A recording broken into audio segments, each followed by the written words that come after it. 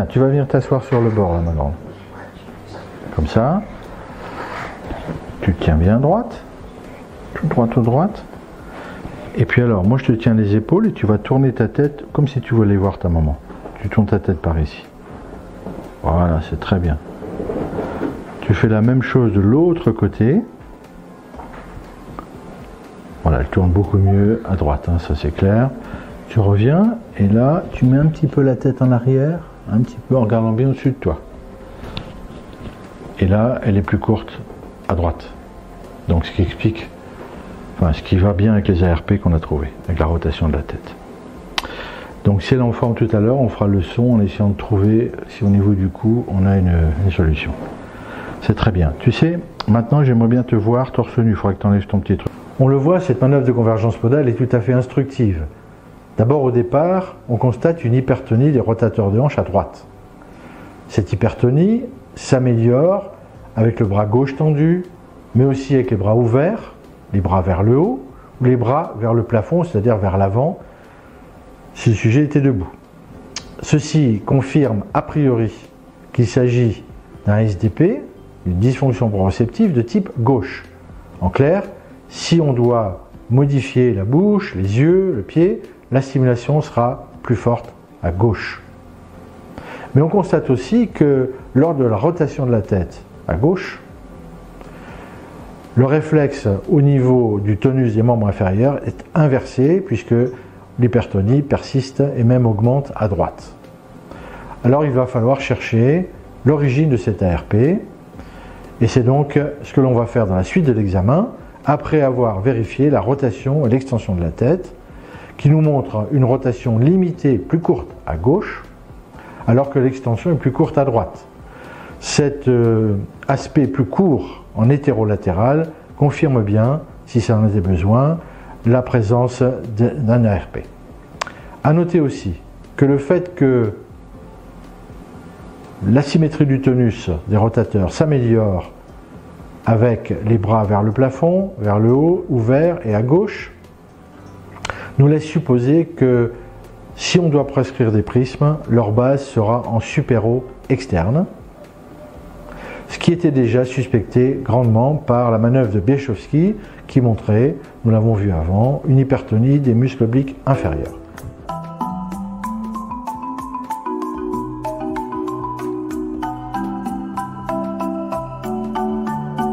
Tu regardes le bout de mon nez et puis tu laisses les bras le long du corps, tranquillement, voilà. Voilà, donc on a bien la rotation de la tête à droite, hein, ça c'est sûr. On a une ascension du bassin à gauche et l'épaule gauche est plus basse. Donc c'est sûr qu'elle a une attitude scoliotique. Au niveau des pieds, on ne peut rien dire sur le pied le plus sagittal. Tu sais, tu vas te retourner quand on voit ton dos. Hein, tu te retournes encore un petit peu, voilà, et tu laisses bien les bras le long du corps. Donc là, on voit bien l'hyperlordose, la déviation scoliotique. Le pied gauche est discrètement... Bon, on ne peut rien dire sur le pied. Ok. Maintenant, tu vas te mettre sur le côté. Voilà, c'est très bien. Tu regardes tout droit devant toi. Voilà, donc elle a une stratégie essentiellement de bassin, en sachant que c'est très classique chez les tout petits, elle est encore petite. Hein. C'est très bien. Tu sais quoi, tu vas venir me voir. Viens voir. On va faire un petit test, viens. Tu te retournes, comme ça. On va lui faire le test de Adams. Alors tu vas te pencher en avant. Voilà. Et tu fais comme si tu voulais toucher tes pieds. Tu te penches. Hein. Voilà, encore un petit peu, encore un petit... Voilà. Tu enroules bien, c'est très bien comme ça, tu ne bouges pas. Hein. Bon, on ne peut pas dire qu'il y a une rotation, par contre on voit bien l'hypertonie ici. Hein. Bon, tiens, tu peux remettre ton petit t-shirt là si tu veux. On rappelle qu'elle a des semelles donc depuis 1 an. Hein. L'appui est plutôt bon, on voit qu'elle est un peu instable, mais elle est quand même en appui talonnier un peu trop marqué. Nous le voyons, l'analyse de la posture est extrêmement rapide, puisque cette attitude particulière de l'enfant est simplement une attitude compensatrice d'une fausse information sensorielle, proprioceptive notamment, qui fait croire à son cerveau, lorsqu'elle est en arrière, elle est en appui sur les talons, qu'elle est bien verticale. L'enfant va chercher à ne pas tomber vers l'arrière, et pour cela, elle va adopter une posture avec le bassin vers l'avant, on l'a vu, mais aussi dans le plan frontal, une attitude scoliotique avec des épaules et le bassin qui sont pas parallèles et qui se croisent. Il s'agit bien d'une attitude scoliotique puisque la manœuvre de Adams est négative, il ne s'agit donc pas d'une vraie scoliose.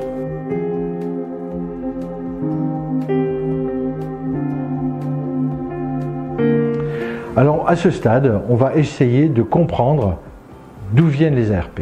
Pour cela, l'ARP nucale va être explorée en étudiant la présence ou l'absence d'interférence lorsqu'on va presser sur les muscles du cou, mais aussi ailleurs, le long des chaînes musculaires. Je rappelle le principe, lorsqu'un muscle est en hypertonie, il n'envoie plus d'informations proprioceptives puisque les fuseaux neuromusculaires sont sensibles à l'étirement. La simple pression au niveau de la peau en face du muscle va suffire à réveiller ces fuseaux neuromusculaires et à envoyer de réelles informations proprioceptives. En clair, si lorsque l'enfant présente des interférences entre vision et audition, la pression sur un muscle permet de supprimer les interférences, alors on aura identifié l'origine de l'ARP. Et ce sera d'autant plus vrai que cette pression permet aussi de réguler la manœuvre de convergence podale.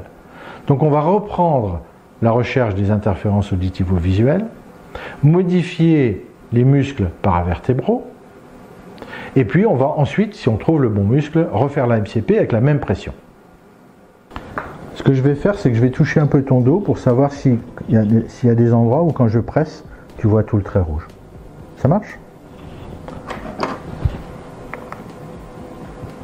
Alors, on y va.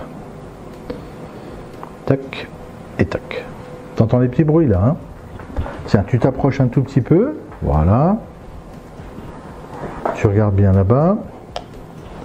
Tu vois toujours les petits morceaux qui s'en vont?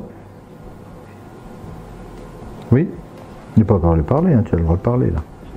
Alors, je vais appuyer sur ton cou, je te fais pas mal.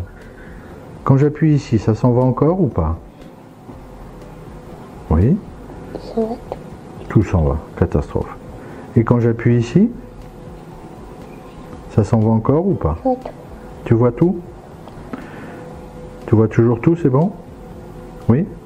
Et si j'enlève mon doigt, ça s'en va? Ah oui. Attends, on va descendre un peu plus bas. Et quand j'appuie ici, là, tu vois tout ou il y a des morceaux qui s'en vont? Il y a des morceaux qui s'en vont. Il y a des morceaux qui s'en vont. Et quand j'appuie ici, ça s'en va ou pas? Tout. Tout. Donc on va lui refaire la MCP en rotation de tête à gauche en appuyant sur le grand oblique cervical. Alors là j'ai besoin du papa. J'ai besoin du papa. Vous savez, on va, quand elle tourne la tête à gauche, en fait elle a une réponse musculaire qui n'est pas normale. Hein, et probablement que ça vient ici au niveau cervical. Attends, je vais retrouver aussi. Donc vous aurez juste à presser sur le muscle. Alors je vous montre comme c'est. Regardez, c'est ça. Rien, hein, très très peu. Attends, tu vas t'allonger puis je montre à ton papa il faut faire exactement. Donc en fait, vous serez mieux si vous venez de ce côté-là. Hein. Tu vas tourner ta tête comme ça, tu regardes là-bas. Et alors, attends. Tourne-toi un tout petit peu plus, ma grande, voilà. C'est juste là, voilà. Vous mettez vos doigts à la place des miens. Voilà, et vous n'avez pas besoin de presser fort, hein. Il suffit en fait de retendre un tout petit peu le muscle. Et on va voir ce que ça donne. Voilà, tu ne bouges pas ma grande. Hein.